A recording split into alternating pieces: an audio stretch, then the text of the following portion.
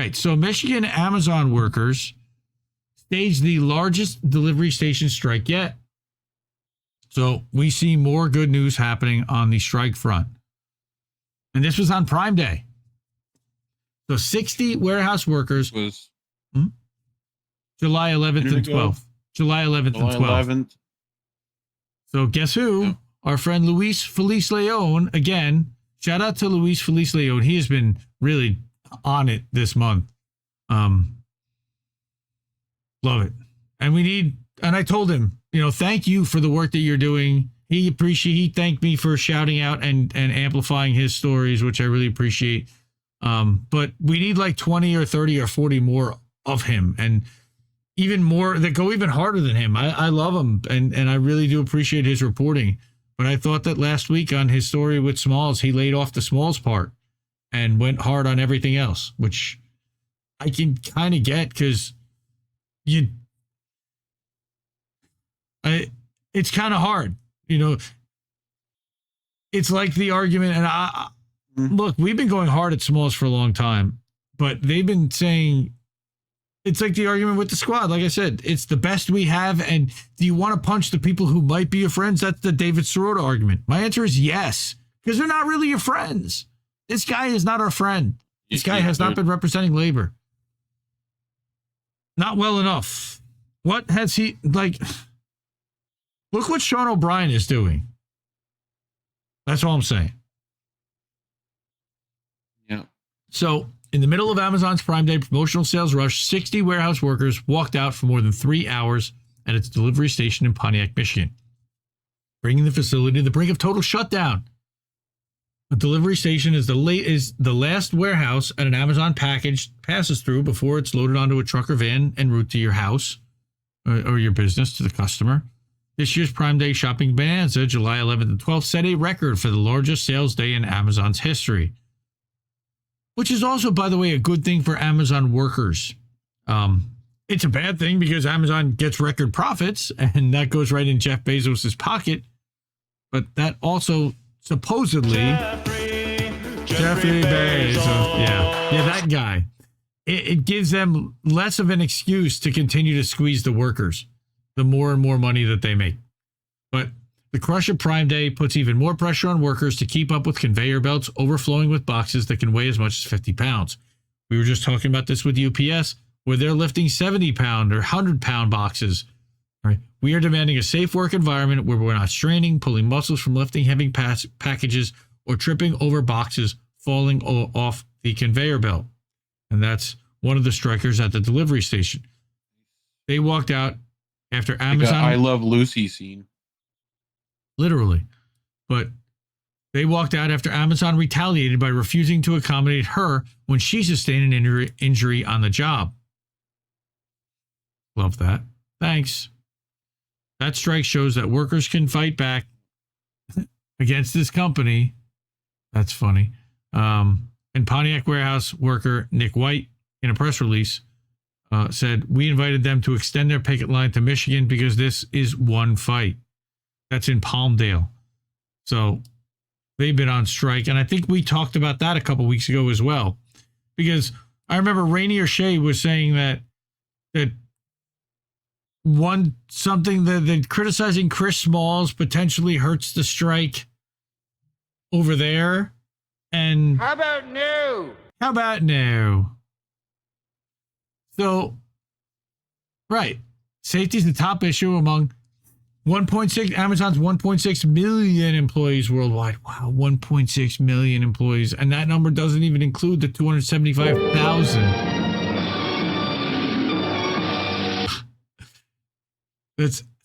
They're not all evil henchmen. You said it that way, though. 1.6 million you employees. Said million, right. Well, yeah, you did that. That's an unfathomable number of employees to work for one organization. Not including the 275,000 Amazon delivery drivers who are nominally employed by contractors through the company's delivery service, right? So workers at Amazon warehouses in the U.S. sustained nearly 39,000 injuries in 2022. Fuck. right? Injury rate at warehouses is 70% higher than other warehouses. So we know that they're not taking care of their people. Company pushes workers to work at a pace it breaks down their bodies. It influences the productivity metrics and the robotics of competitors like Walmart and Target. Right. So because Amazon sets this number, then Walmart and Target have to keep up pace and set their target for their target, set the standard of speed for their employees at the same level. They don't have to, but Wall Street and profits and capitalism dictates that if one's doing it, everything is a monkey see, monkey do in this business.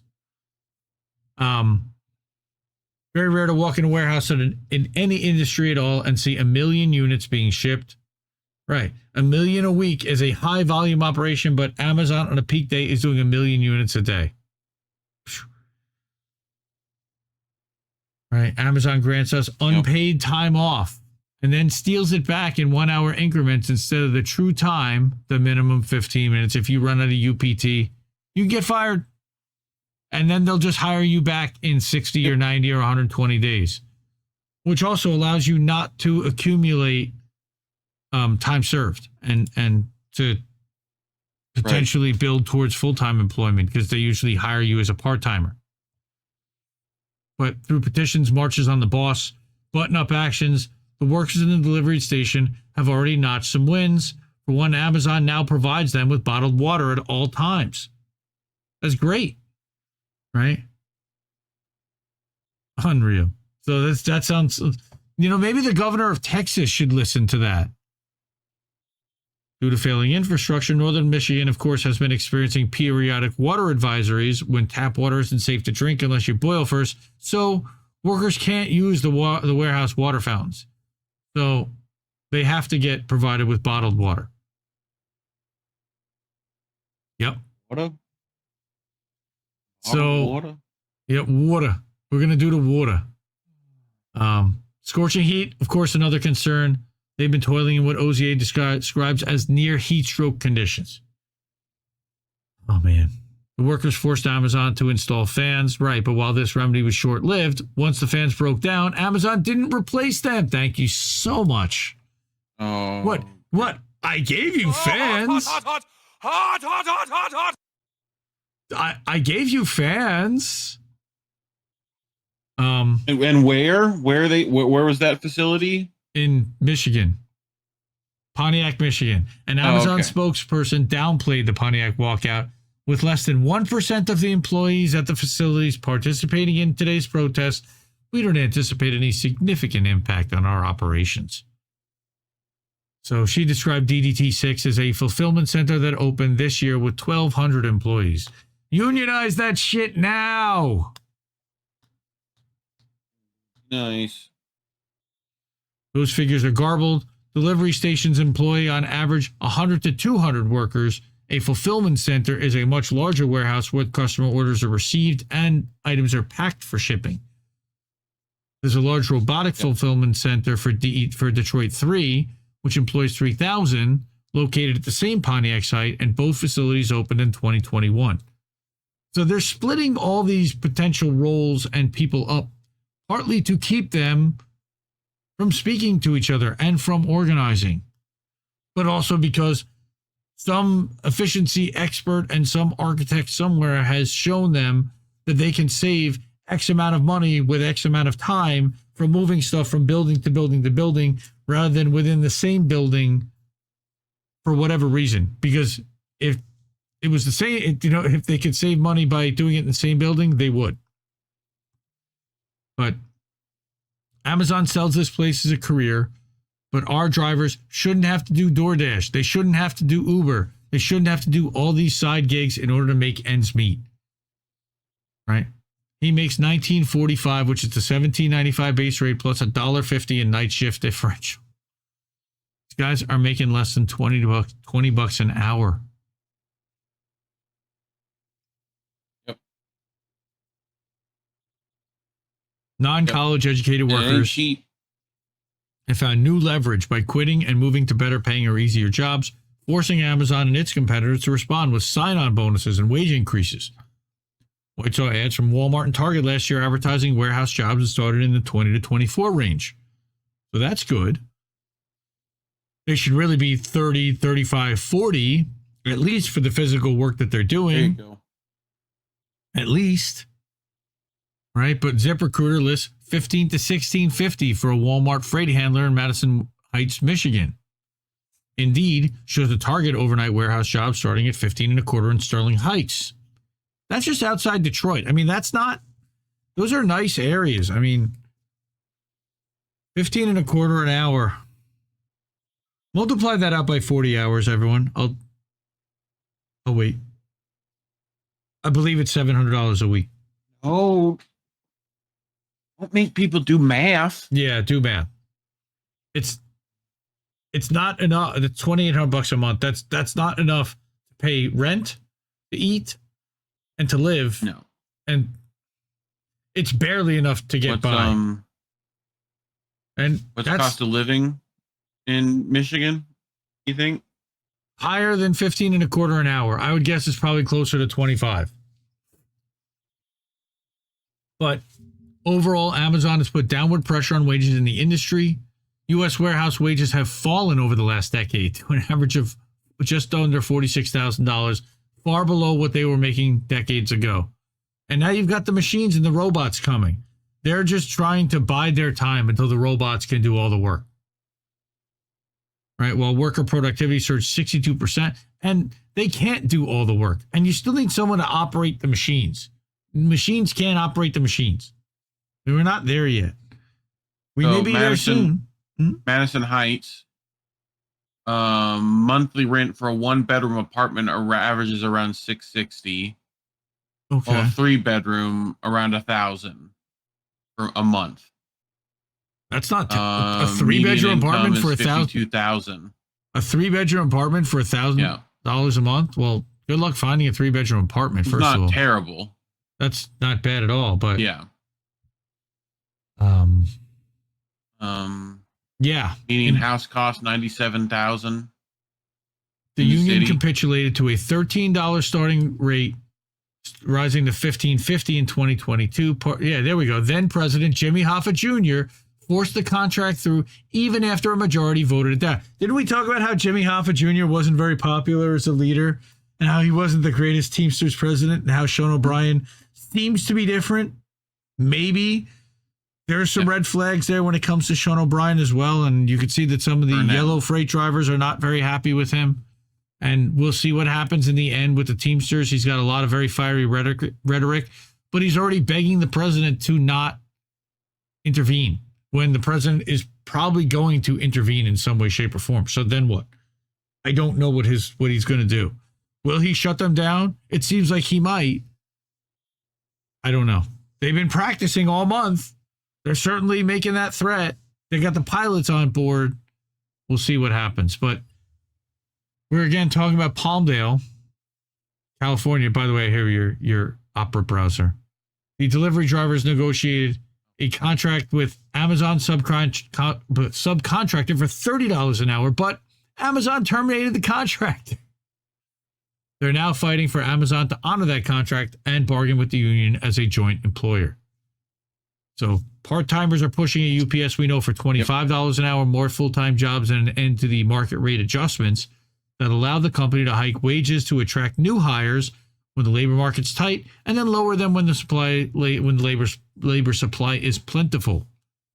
That also screws over the existing workers that have been there and performing the work at maximum pace to the point where they need to bring in more workers.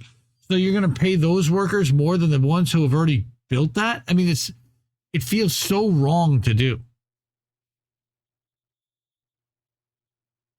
A strong Teamster contract at UPS could show Amazon workers what a union could do. At a practice picket outside Brooklyn UPS hub on July 14th, Sean O'Brien rallied local 804 members. And I think Luigi Morris over from Left Voice was over at that rally. He says UPS is going to strike themselves until they get real, get smart. They made $100 billion off of all of you. Now's the time to reward the people that made them a tremendous success. We need to take this contract as a model, as an industry standard to organize the unorganized. So that's, yeah. I love that kind of talk. I just hope that it's not just talk. I want to talk about what's going on in UK, because there was they got 2 facilities striking in the UK. Second UK Amazon facility votes to strike, and that's at Rugeley. I believe that, GMB senior organizer, Coventry, right? So that's after months of walkouts by workers at an Amazon warehouse, they plan to strike. The union has more than 500,000 members across the country, and they'll now strike for over 100 workers in Rugeley after 86% who voted to support the action.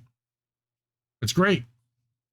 So now you've got 2 facilities over in the UK also fighting back and punching at Amazon. So they're getting it across the world.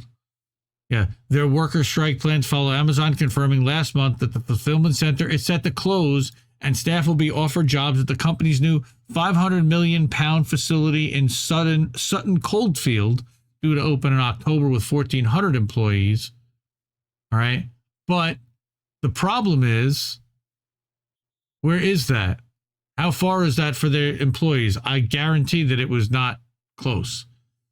They voted to join strike action after Coventry. This is the second Amazon warehouse where organized by GMB Midlands to make Amazon pay £15 an hour and for the respective union rights. Right.